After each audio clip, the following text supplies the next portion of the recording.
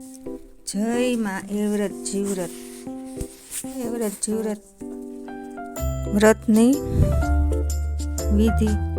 અમાસને દિવસે નાઈ ધોઈ વહેલા ઉઠી એ વ્રત જીવ્રત માની દેવીઓનું પૂજન કરવું। દિવસે માત્ર ફળ ફળાદી ખાઈને રાત્રે જાગરણ કરવું। આ રીતે વ્રત 5 વર્ષ સુધી કર્યા પછી ઉજવાય છે। એ વખતે 5 કે 7 બ્રાહ્મણોને જમાડી યથાશક્તિ દાન આપવું। આ વ્રત પતિના દીર્ઘાયુ માટે છે। એ વ્રત જીવ્રતમાંની વાર્તા આ પ્રમાણે છે। એક ગામમાં બ્રાહ્મણ અને બ્રાહ્મણી રહેતા હતા। બ્રાહ્મણ જ્ઞાની અને ધાર્મિક હતો, બધી વાતે સુખી હતા, પણ તેમને એક વાતની ખોટ હતી। તેમને શેર માટીની ખોટ હતી, એમને કોઈ સંતાન હતું નહીં। આ વાતથી તેઓ ખૂબ જ દુઃખી રહેતા। એક દિવસ બ્રાહ્મણે વિચાર્યું કે આમ ઘરમાં બેઠા બેઠા દુઃખી થવાથી કાંઈ વળવાનું નથી। લાવ હું બધી ચિંતા છોડી દઈ, ભગવાન શંકરને રીઝવું। તે તો આવો નિર્ણય કરીને જંગલ તરફ ચાલી નીકળ્યા। તે ચાલતો ચાલતો ઘોર જંગલમાં આવ્યો। ત્યાં તેણે એક મહાદેવનું મંદિર જોયું। આ મંદિરમાં કોઈ આવજા કરતું નહીં, તેથી બ્રાહ્મણો અહીં બેસીને તપ કરવાનું વિચાર્યું। બ્રાહ્મણે પ્રથમ તો આખું મંદિર સાફસૂફ કરી દીધું, પછી ભગવાન શંકરની પૂજા કરવા બેસી ગયો। તેણે સતત 6 દિવસ સુધી કઠોર તપ કર્યું, છતાં ભગવાન શંકર પ્રસન્ન ન થયા। એ દરમિયાન એક પારથી બકરું લઈને ત્યાં આવી ચડ્યો। તેણે જય ભોલેનાથ કહીને બકરાના ગળા ઉપર તલવારનો ઘા ઝીકી દીધો। પારધીનું આવું ઉદ્ધમ કૃત્ય જોઈને ભગવાન શંકર પ્રસન્ન થયા અને બોલ્યા, હે પારધી, તારે શું જોઈએ છે? પ્રભુ, મારે 7 પુત્રો જોઈએ છે। તથાસ્તુ, તને 7 દીકરા થશે। પારધી તો વરદાન લઈને ચાલ્યો ગયો। આ જોઈ બ્રાહ્મણ આશ્ચર્ય પામ્યો। તે વિચારવા લાગ્યો કે હું સતત 6 દિવસથી ભૂખ્યો તરસ્યો તપ કરું છું, છતાં ભગવાન શંકર પ્રસન્ન થતા નથી, અને આ પારધીએ એક નિર્દોષ પ્રાણીનો જીવ લીધો તો ભગવાન શંકર તરત પ્રસન્ન થયા। શું ભગવાનના ઘરે પણ અન્યાય જ છે? આવો અન્યાય જોઈ બ્રાહ્મણે મહાદેવજીના શિવલિંગ પર માથું પછાડી મરી જવાનો નિર્ણય કર્યો। બ્રાહ્મણે જેવું માથું પછાડવા જાય છે ત્યાં ભગવાન શંકર પ્રગટ થયા અને બોલવા લાગ્યા, હે બ્રાહ્મણ, મારા શિવલિંગે માથું પછાડી તું શા માટે આપઘાત કરે છે? બોલ, તારે શું જોઈએ છે? બ્રાહ્મણે કહ્યું, હે પ્રભુ, હું નિત્ય તમારી સેવા કરું છું, છતાં મારે ઘેર પાણું નહીં, અને પેલા પારધીને એક ઘડીમાં 7 છોકરા। ભગવાને બ્રાહ્મણને શાંત કર્યો અને બોલ્યો, જો પેલો છાણનો પોદળો, તેમાં કેટલા કીડા ખદબદે છે? પારધીએ 7 છોકરા આપ્યા, પણ એ એવા જાણ છે। જા, તને હું એક દીકરો આપીશ, પણ તું એને પૂરું ભણાવજે ને તે પૂરું ભણી રહે પછી જ એને પરણાવજે। એ પહેલાં તેના લગ્ન કરીશ નહીં। સારું કહી બ્રાહ્મણ તો પોતાને ઘેર ગયો। થોડા દિવસમાં બ્રાહ્મણીને ગર્ભ રહ્યો। પૂરા 9 માસે તેણે રૂપાળા દીકરાને જન્મ આપ્યો। દીકરો દિવસે દિવસે મોટો થવા લાગ્યો। છોકરો 5 વર્ષનો થયો એટલે બ્રાહ્મણે તેને નિશાળે મૂક્યો। એ છોકરો ભણવામાં ખૂબ જ હોશિયાર। એ એકવાર વાંચે ને આખો પાઠ મોઢે થઈ જાય। બ્રાહ્મણ ધીરે ધીરે છોકરો મોટો થવા લાગ્યો। તે 12 વર્ષનો થયો ને ગામે ગામથી એના માગા આવવા લાગ્યા। આ જોઈ બ્રાહ્મણ બ્રાહ્મણી હરખાઈ ઉઠ્યા। હરખવાના હરખમાં તેઓ ભગવાન શંકરે આપેલી શરત ભૂલી ગયા। છોકરાનો અભ્યાસ હજી પૂરો થયો નહોતો। બ્રાહ્મણે તો સારી છોકરી જોઈ સગપણ કરી નાખ્યું અને સારું મુહૂર્ત જોઈ લગ્ન પણ લઈ લીધા। તેણે સગા સંબંધીને તેડાવી જાન જોડી ઉપડ્યા વેવાઈને ઘેર। 3 દિવસ પછી લગ્ન પતાવીને કન્યાને લઈને જાન પાછી ફરી। રસ્તામાં પવનનું ભારે તોફાન થયું। આકાશમાં વાદળો આવી ચડ્યા। વીજળીનો ગડગડાટ થવા લાગ્યો। જોત જોતામાં તો મુશળધાર વરસાદ વરસી પડ્યો। વરસાદના પાણીમાં બળદ ચાલતા ચાલતા બંધ થઈ ગયા એટલે આખી જાન નીચે ઉતરી એક મોટા ઘટાદાર ઝાડની નીચે રોકાઈ ગઈ। એવામાં વરરાજાને કંઈ કયડું અને ભયંકર ચીસ પાડી। વરસાદમાં કોઈને કંઈ દેખાયું નહીં। એક મોટો કાળોતરો નાગ સડસડાટ દૂર જતો દેખાયો। થોડી વારમાં તો વરરાજાનું આખું શરીર લીલુંછમ થઈ ગયું। આંખો ફાટી ગઈ, મોઢામાં ફીણ આવ્યા અને વરરાજાનું પ્રાણ પંખેરું ઉડી ગયું। જાનૈયોમાં રોકકળ શરૂ થઈ। બ્રાહ્મણ બ્રાહ્મણી તો હૈયાફાટ રુદન કરવા લાગ્યા।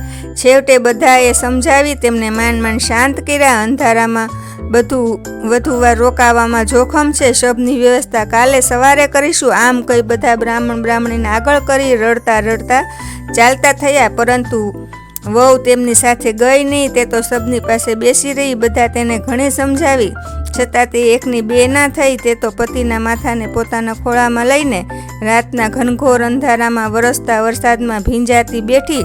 તેણે વિચાર્યું કે મારા જીવની તો મને પડી નથી, પણ મારા પતિના શબને વાઘ દીપડા ખેંચી જશે તો એની અવગતિ થશે.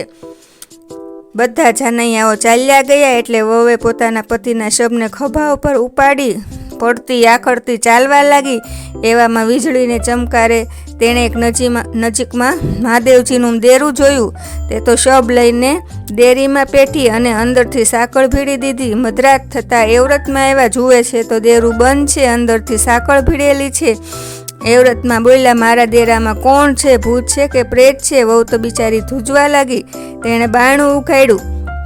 એ વ્રતમાંને જોતા વહુ બોલી, માં હું ભૂત નથી કે પ્રેત નથી, હું દુખિયારી સ્ત્રી છું. દુઃખની મારી આપને શરણે આવી છું. પરણીને આવતા મારા પતિને સાપ કરડ્યો. માતાજી મારા પતિને જીવતો કરો. એ વ્રતમાં બોલ્યા, જો તું મારું કયું માનીશ તો હું તારા પતિને જીવતો કરું. વહુએ કહ્યું, માં તમે જે કહેશો તે કરીશ. એમ કહેતા જ શબે એક પડખું ફર્યું. થોડી વાર થતાં ત્યાં જીવરતમાં આવ્યા. તેણે દેરાના બારણા બંધ જોયા. મારા દેરામાં કોણ છે? ભૂત છે કે પ્રેત છે? વહુએ બારણા ઉગાડ્યા. જીવરતમાંને જોતા તે બોલી, માં હું ભૂત નથી કે પ્રેત નથી, દુખિયારી સ્ત્રી છું. મારા પતિના શબની રખેવાળી કરું છું. માં મારા પતિને સજીવન કરો. જીવરતમાં બોલ્યા, તારા પતિને સજીવન કરવું, પણ તું મારું કયું કરીશ? વહુએ હા કહેતા શબે બીજું પડખું ફેરવું. થોડી વાર થતાં જયામાં આવ્યા. તેણે પણ વહુને એવું જ કહ્યું. ત્યારે વહુએ હા કહી એટલે શબમાં શ્વાસ ચાલતો થયો. છેલ્લા પહોરે વિજયામાં આવ્યા. એમણે પણ વહુને પોતાના કયા પ્રમાણે કરવાનું વચન લીધું. એટલે વિજયામાએ પાણી ભરીને મૃતદેહ પર અંજલિ છાંટી. ત્યાં તો વરરાજા આળસ મળીને ઊભા થયા. વહુ તો હરખમાં ગાંડી ઘેલી બની ગઈ. વરે કહ્યું, આપણે બંને અહીં ક્યાંથી આવ્યા? બીજા જાનૈયાઓ ક્યાં ગયા? એટલે વહુએ માંડીને બધી વાત કરી. પછી વર કહે, મને તો ખૂબ ભૂખ તરસ લાગી છે. વહુ તો દોડતી મંદિરની વાડીમાંથી ફળ લઈ આવી અને મંદિરના કૂવામાંથી પાણી લઈ આવી. પછી બંને જણાએ ફળ ખાઈ ધરાઈને પાણી પીધું. વર વહુ બંને જણા મંદિરને ઓટલે બેસી વાતો કરવા લાગ્યા. ત્યાં ગામના ગોવાળો ગાયો ભેંસો લઈને ચારવા નીકળ્યા.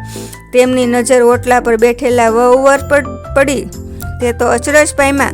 તેમને થયું, અરે આ વરના મા બાપ તો ગામમાં રોકકળ કરે છે, અહીં તો આ બે જણા બેઠા બેઠા વાતો કરે છે. ગોવાળો તો તરત ગામમાં જઈ વરના મા બાપને ખબર આપી. બધાએ રોકકળ કરવાનું બંધ કર્યું. પછી આ વાતની ખાતરી કરી, છાનામાના તપાસ કરી તો તે વાત સત્ય નીકળી. વરના મા બાપ તો પોતાના દીકરાને સજીવન થયેલો જાણી રાજી રાજી થઈ ગયા. તેમણે જાન જોડીને વરરાજાના સામૈયા કર્યા. ધીરે ધીરે સમય પસાર થવા લાગ્યો. બ્રાહ્મણ, બ્રાહ્મણી અને તેમનો દીકરો વહુ ચારેય જણા આનંદથી દિવસો પસાર કરવા લાગ્યા. 2-3 વર્ષ બાદ વહુએ એક રૂપાળા દીકરાને જન્મ આપ્યો. મધરાત થઈ એ વ્રતમાં આવ્યા. તેઓ બોલ્યા, વહુ મને આપેલું વચન તને યાદ છે કે નહીં? હા માતાજી યાદ છે. તો લાવ તારો દીકરો મને આપી દે. વહુએ તો દીકરો લઈ બાળોતિયામાં વીંટીને એ વ્રતમાંને આપી દીધો. માતાજી તો દીકરાને લઈને અલોપ થઈ ગયા. સવારે ઉઠીને સાસુમાએ ઘોડિયામાં જોયું તો છોકરો ન મળે. સાસુએ પૂછ્યું, એલી વહુ છોકરો ક્યાં ગયો? વહુએ કહ્યું, મને ખબર નથી. સાસુને વેમ ગયો કે વહુ કે એકલી જંગલમાં રહેલી અને પોતાના મરી ગયેલા પતિને સજીવન કરેલો, માટે નક્કી એના જ કોઈ કારસ્તાન હોવા જોઈએ. છોકરો ગુમ થવાના સમાચાર આખા ગામમાં ફેલાઈ ગયા. આખા ગામમાં હાહાકાર વર્તાઈ ગયો. સમય જતાં વાત ભૂલાઈ ગઈ. વહુને બીજી વાર મહિના રહ્યા. બીજી વાર વહુએ દીકરાને જન્મ આપ્યો. આ વખતે જીવરતમાં આવીને દીકરાને લઈ ગયા. સાસુને થયું, નક્કી મારી આ વહુ કોઈ ચૂડેલ જ લાગે છે. તે જ આ છોકરાને ખાઈ ગઈ. ત્રીજી વાર પણ વહુએ દીકરાને જન્મ આપ્યો. આ વખતે તો સાસુમાં લાકડી લઈને આખી રાત ચોકી કરતા રહ્યા. મધરાત થતાં જયામાં આવ્યા. તેમણે સાસુને ઊંઘાડી દીધા અને વહુ પાસેથી બાળક લઈને અલોપ થઈ ગયા. સવાર થતાં સાસુમાની આંખ ઉઘડી. તેમણે ઘોડિયામાં જોયું તો દીકરો ન મળે. સાસુમાં તો વહુને ગમે તેવા શબ્દો બોલવા લાગી. ધીરે ધીરે આ વાત રાજાના કાને પડી. તેમણે આ બાબતે તપાસ કરવાનું વિચાર્યું. ચોથી વાર વહુએ ફરી દીકરાને જન્મ આપ્યો. ડોશીમાએ તરત રાજાને આ વાતની ખબર આપી. રાજા પોતે ખુલ્લી તલવાર લઈ ઘોડિયા પાસે ચોકી કરતા બેઠા. મધરાત થતાં વિજયામાં આવ્યા.